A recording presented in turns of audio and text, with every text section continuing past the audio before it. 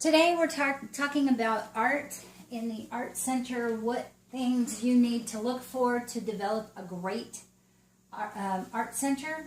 So here you have the section where you have like a little caddy for pens, pencils, that kind of thing, holding paper, rulers and such, a little caddy for glue. You want to have regular Elmer's type of glue and glue sticks. I would recommend a lot of glue sticks. They're easy for the child to handle. This is Mod Podge, but that's kind of later on. You don't have to get all these things right away. Just keep it in your mind if you can find them along the way. A stapler, a nice small stapler, extra staples, a staple puller. That's good. A recycled glass jar, because you can use it for putting water and washing paintbrushes out. Something small, jelly jar or something like that. Another connecting media is a hot glue gun. You're going to need aprons for whatever size your child is. So a small child, a small one like that. A little bit bigger child, a toddler.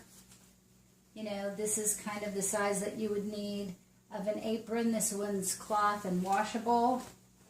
And if you have a little bit older child, this one would work. It has pockets in the front, ties around the back, and it's adjustable, so it can grow with your child. So if you want one that can grow with your child, this is great. You can fold it over and just use it around them. And then as they get taller, you can use the part around their neck. You're going to need some rulers, short ones and long ones. It's good to have the different kinds of rulers in your art center for the kids to trace and use.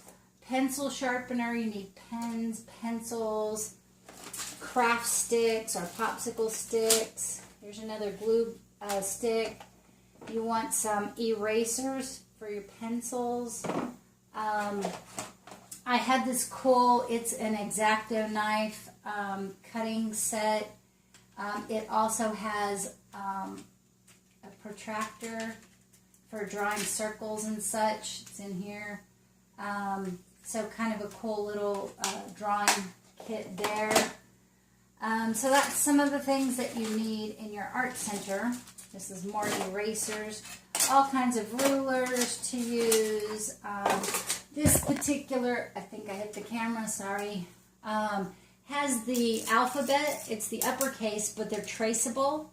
So your rulers can be really usable. They don't have to just be just a flat ruler. They could have stencils. So those are things that you'll need in your art center. Also, envelopes. When they learn cutting, it helps to store their cuttings for using in gluing.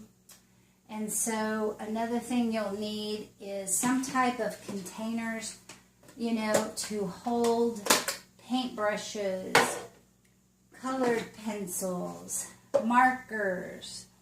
So there's metal and plastic, regular kind of sized pencil boxes. You're going to need some for, scissors and crayons.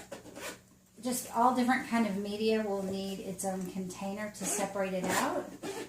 So, and then if you have, this is an old ice cream tub, don't throw it away. You'll use that in your art center for cleaning and washing out brushes and also practical life. So start keeping things that you can use around the house.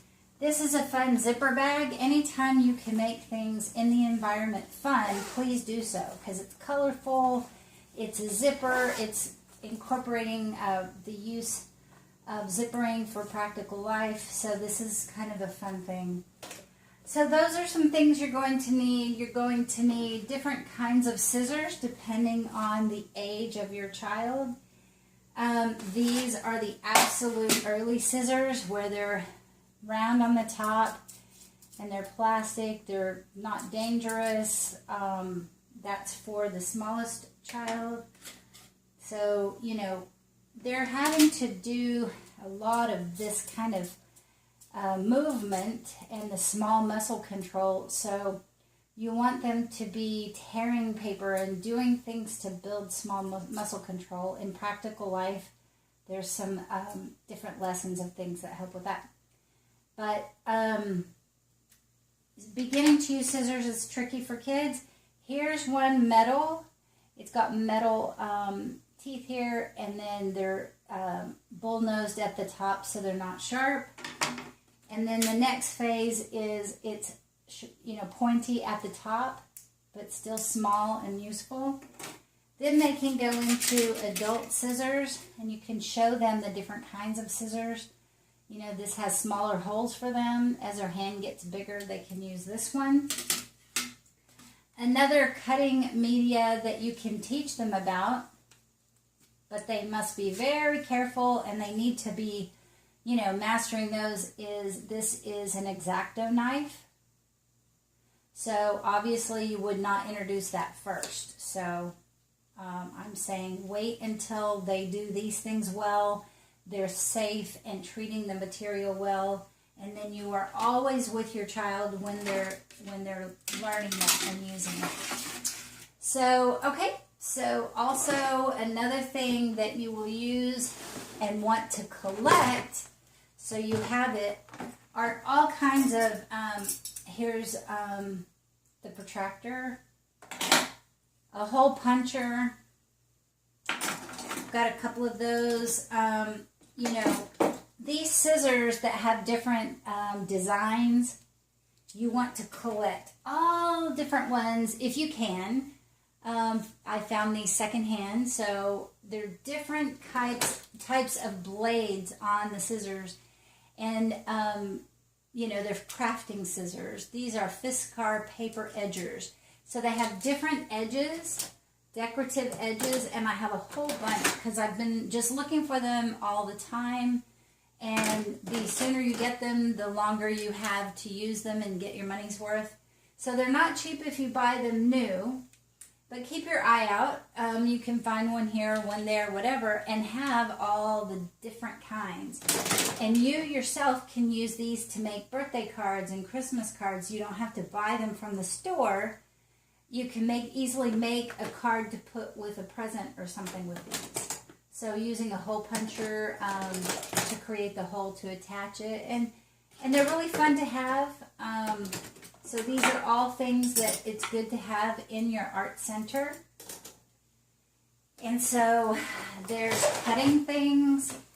Another thing you're going to want is keep the tub that you get, what do you call it? A frosting. Because you can use these to clean your paintbrushes, but you can also, because it has a lid, when you make Play-Doh, you can use these for different colors of Play-Doh, homemade Play-Doh, without a lot of chemicals in it. So these are really good. Keep those. And you can also use the lid for tracing to make little clocks for, telling time. I have a video on that. So this is a perfect circle for that.